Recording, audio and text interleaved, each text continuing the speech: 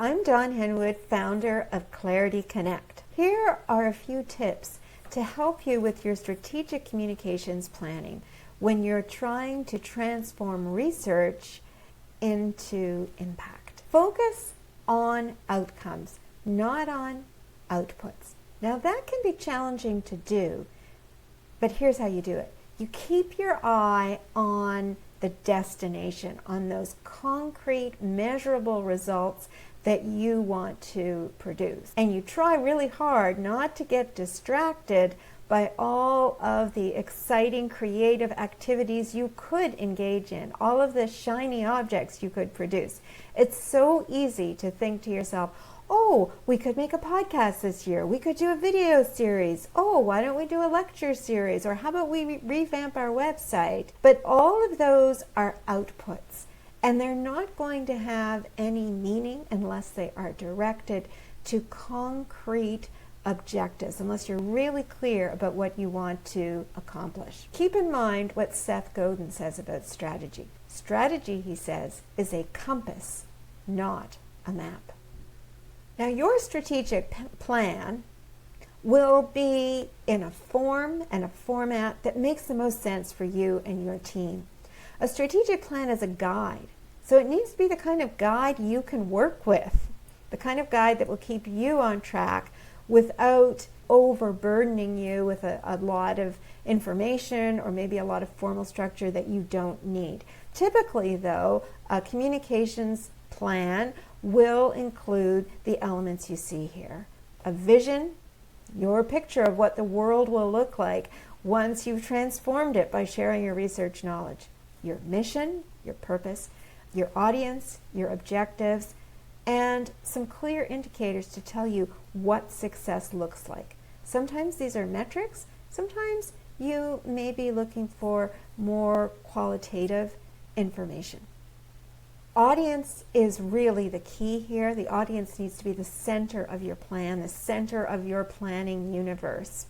Often what we get in the audience section is just a really short overview, maybe giving us some demographic information, but you want to dig much deeper so that you get a picture of both your audience's outer world and their inner world, and you can frame your messaging to align with that worldview.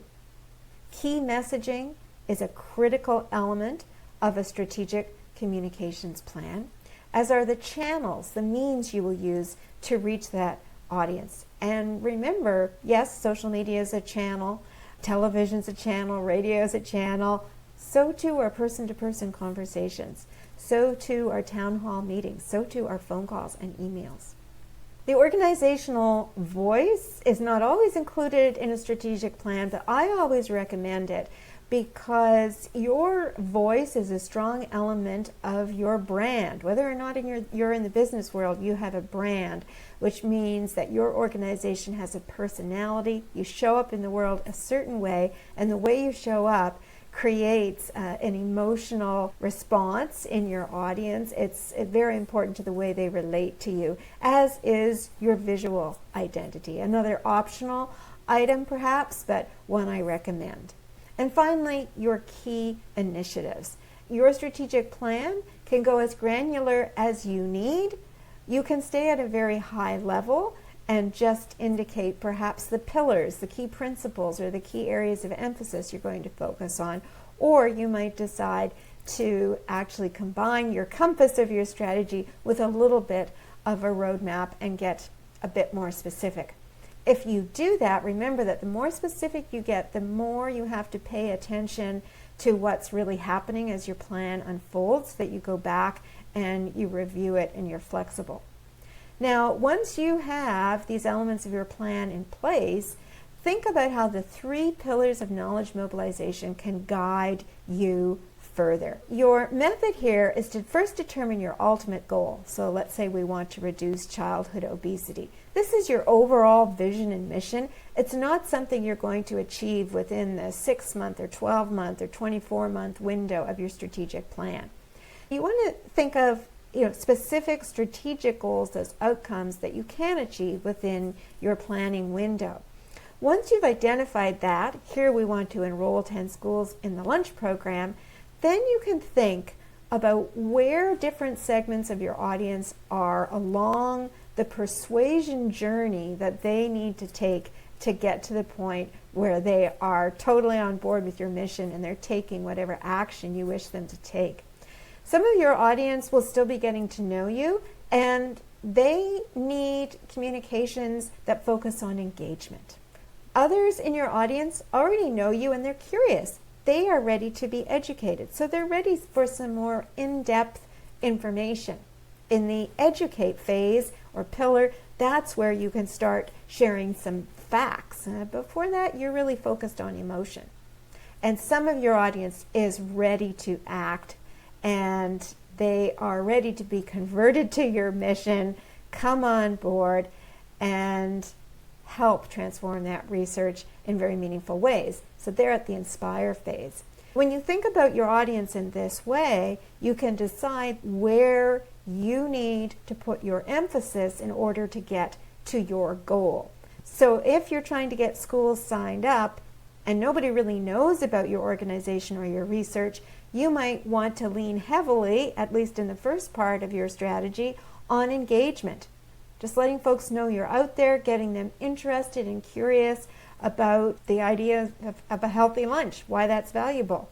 If, on the other hand, you have some traction and you now think you are able to get people to sign on the dotted line and register for your programs, then you're probably wanting to think strategically about that inspire stage.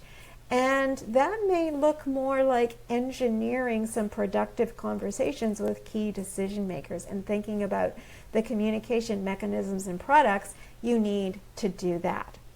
This is a helpful way of thinking about where you want to put your effort to get the most return. This is another tool that will help you think through really that return on effort. You know, we hear about return on investment when we're thinking about finances, but your effort is tied to your investment. So even when you're not working with a budget all the time, think about your time budget and your energy budget. This matrix enables you to sort possible activities into these 4 quadrants, and what you're looking for is to find as many activities as possible that are fitting into the low effort, high impact quadrant that you see here at the top left. I hope these few tips have been helpful to you. If you'd like to find out about further support that's available to you as you plan your strategic communications, please reach out. I'm only an email away.